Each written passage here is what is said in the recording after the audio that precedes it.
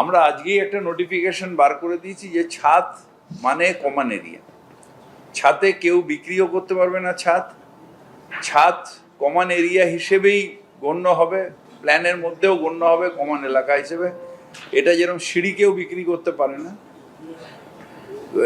নিচের open space কেউ বিক্রি করতে পারে না, সেরকম ছাদও কেউ কোনোদিন বিক্রি করতে পারবে না, এনক্রোচ করতে পারবে না।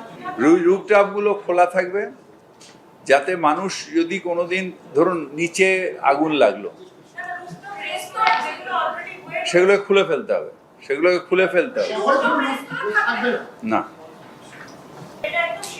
সিদ্ধান্ত হয় না, রুফটপ হবে সেটা দেখা যাবে। আমাদের এত এক্ষুনি তো কোনো সমস্যা আসেনি যে করব। আমরা কালকেই আমি পুলিশ কমিশনারকে রিকোয়েস্ট করেছি যে আপনি একটা ওসিদের কাছ থেকে একটা লিস্ট নিয়ে আপনি আমাকে দিন যে কোথায় কোথায় আছে, তাহলে আমরা নোটিশগুলো সার্ভ করে দেবো।